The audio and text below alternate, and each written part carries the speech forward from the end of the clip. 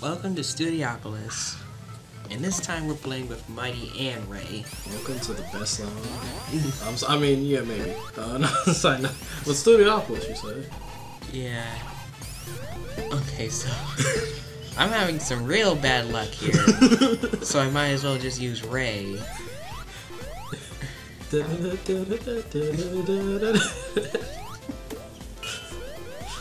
Oh wow.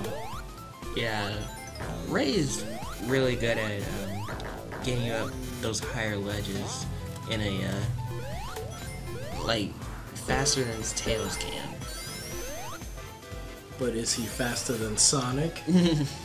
Yeah. And it's kind of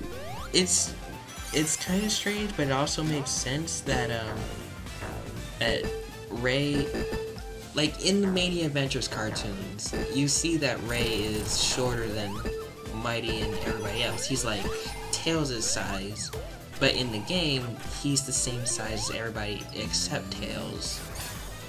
And I guess that makes sense because in the arcade game that he was, in the only game he was in, he was just a Sonic clone.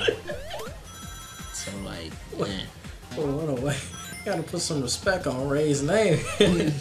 He had a cameo in Generations. We all loved it. Did he? He had a, all he had was a missing sign. That's about as good as a got for him, okay? You better take that.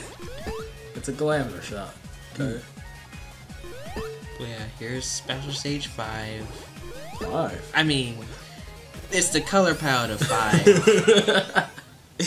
Here's the special stage. Here's one that I attempted when I played this and lost my mind as the thing got farther and farther away. Oh yeah, this one introduces the bumpers inside, but The glass. yeah, glass, Yeah. and they act like just how you think they would, and they make you utilize them to get across gaps and stuff. That threw us both off at first. What are you talking about? I beasted at this one. Oh yeah, you can use these character monitors. You can call them life monitors if you really want to. Life alert. To get different characters. But I'm not gonna do that because I have a schedule to keep. It's almost like you have a certain quota of characters in order to put them in this. I don't know. So Studiopolis has become nighttime, you know, all the real hardcore stuff plays at night at Studiopolis. All the Sonic fan art comes out, all the And oh yeah, they changed up a lot of the billboards, well not billboards, but neon signs and stuff. In Act 1, there's this one that says, if you're not spinning, you're not winning. I recorded that one, and I'll probably put that in the extra video, but That sounds like marquee advice. If you ain't spinning, you ain't winning. That's Smash Brothers tips. Can't wait for Smash Ultimate. Where's Mighty in that game? Same boss fight though. yeah. Once again, I think I told you this when we played this. This is like one of my favorite but least favorite at the same time. Because like you have to beat the boss a certain way. But just running along this track is the coolest thing ever. Yeah. Like if only you can knock out more than one of the enemies at a time, it'd be a better boss fight. My opinion. And we can see here that Mighty's Stomp can also deal a little bit of damage to nearby enemies and objects. Overpowered DLC character. Nerf him. Take him out.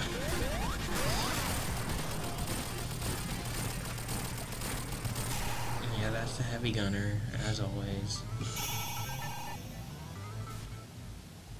Alright, let's see if anything different plays on TV tonight. CNN maybe.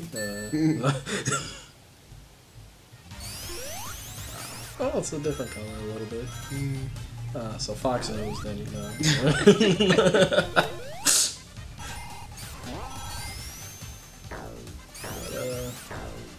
I just have to keep gushing over Studio Apples. It's definitely my favorite of the newer zones I've introduced. Just great music, just the great atmosphere, the TV and everything. Like, my favorite looking level. Personal preference, but still favorite looking level. I still like Press Garden. Fake news. Anything different in the bingo minigame this time around? Not bingo, but lottery.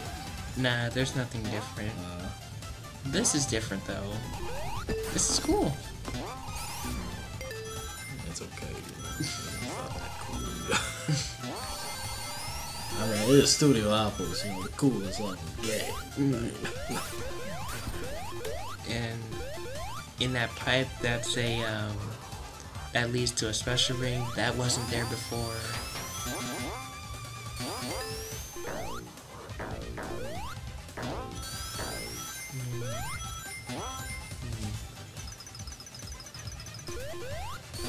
So we have to talk about the canon for Sonic games for a second. Where does Encore mode fit into everything? It's after Forces. Okay.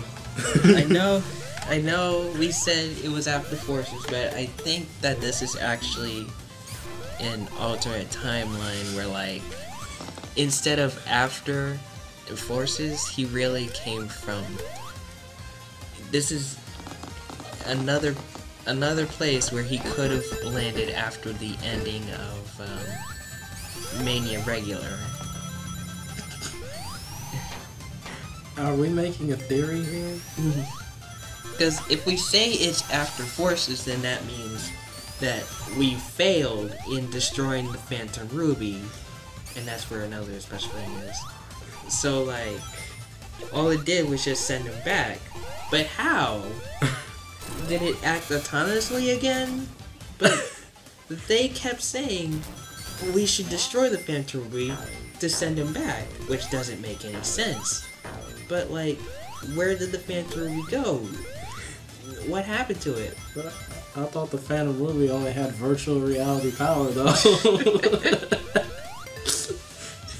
It's powered by, what's that VR thing that you can get for the computer? What was that? I think it's just a VR headset. No, it was powered by PSVR then, because oh my god. Sonic games are weird. It's an alternate today.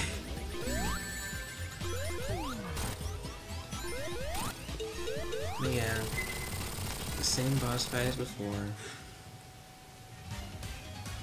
Same fake weather news. Just everything. Abe TV is just an enemy to the people, okay? It's just need to erase it.